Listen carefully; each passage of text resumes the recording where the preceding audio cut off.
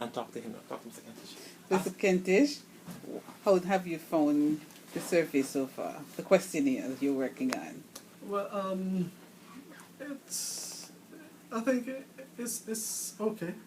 There were some issues with some of the questions that we think we have basically tried to address, and getting some advice from the International Labour Organization.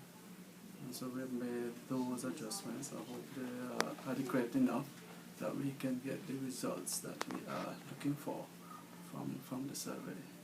So you're expecting to get positive feedback from the employers?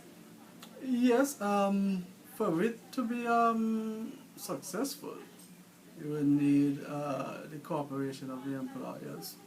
I know that we had the support of the Antigua and Barbuda Employers Federation. We had the support of the Antigua and Barbuda Chamber of Commerce and Industry. And they basically came on board. They were in the media with us.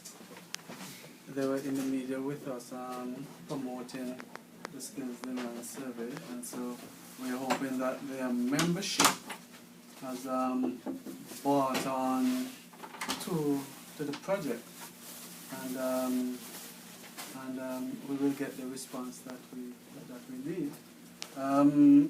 If we don't get 100% response, I'm looking forward to at least 75% of the employees responded, so that we could have a good sample of employers to assist us in making the decisions that we are hoping to use this survey to make. Yeah. Well, I will, as the consultant on the project, I would also like to thank Mr. Kentish and his team for all the support they have given so far. I think I came in, what time we came in February, and on the 2 months we were able to construct a questionnaire, interview over 30 something employers, and work. It was very difficult to create a database from scratch, really. So I think that I'm very hopeful for the outcome, the successful outcome of this survey, because as I said, it's the first time that this survey is taking place in Antigua and Barbuda, and we will be able now to make some scientific prediction in regard to employment, whatever employment would we expect in the future, some of the training gaps we have, and so that persons will be able to focus more on this in terms of their future of the citizens of Antigua and Barbuda. Mr. Pierre mentioned the assistance that we got. It would be remiss of me not to thank the Antigua and Barbuda Social Security Board for assisting us in coming up with the sample frame. Yes. Also, internally, I would personally like to thank my colleagues here in the Labour Department who assisted greatly in contacting the employers to get their email addresses and contact persons, because this survey is being executed by a self-administered instrument. So it's not that we're going to have persons in the field initially rapping on employers' doors to interview them to complete the questionnaire. But we're sending it, as you see, we have sent it to them via email.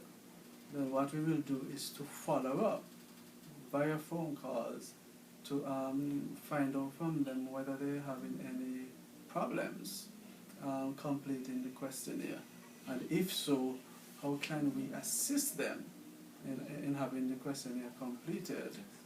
And also for them, we've also set up a hotline. Yes.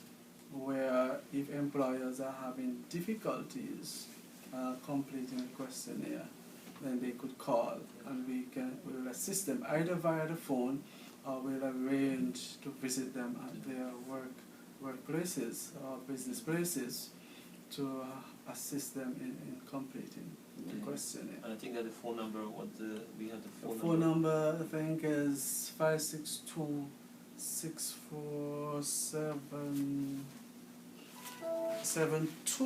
Yeah. I think let me just verify so that I don't give. Mr. Pierre, how soon after the completion of the survey can we expect to have the analysis report? So it's a great question. We are expected to complete the survey around on April 15th, and after we'll take about 10 days to really compile the information, clean their database, do the editing, all the coding. So we should get the results hopefully by the end of April to the first week of May. So that would be at least a 15-day period. In the report will comprise of analysis in terms of employment gaps, whether employment, what kind of training needs would be available. So I think it would be very comprehensive. So at least with the report, the government and people of Antigua and Barbuda will be able to make those predictions. And I said in terms of thanking, I'd like to also thank Dr. Gail Archibald for all the assistance that she has given to us. I think she's the project coordinator. Miss Jeanette Charles, she's the technical coordinator who has given us a lot of tremendous support in terms of back and forth with the questionnaires. We also like to thank the advice of the Mr.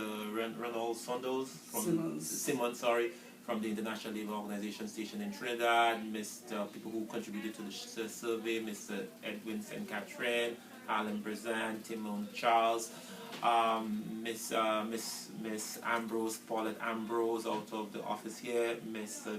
George, all the persons who work with us. I mean, we had a team of about maybe 20 something persons, who maybe almost 20 something persons. We had we did a training module. In terms of training and stuff, it was very, very comprehensive. The permanent secretary in the Ministry of National Security and Labour, Miss Sharon Peters, Miss Acting Labour Commissioner, Miss Daly, everyone in terms of the support with the television, the support on the radio, and the Central Staff Office. The Central Staff Office, Mr. Stachel Edwards, was giving us support. Probably what you could do, Mr. Pace, yes, explain the Central Stats involvement at the conclusion of the survey.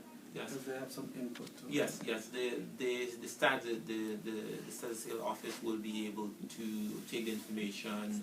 The information will be sent to them. They will clean their data, create their database, and they will be able to now send that information to us. So we will be able to do the analysis. So I think that it's as I said, it's a national survey, and it should be the Central Statistical Office is intimately involved in their process. So we want to thank all of them, and really thank the government and people of Antigua for their support thus far. Okay then. Thank you. Okay.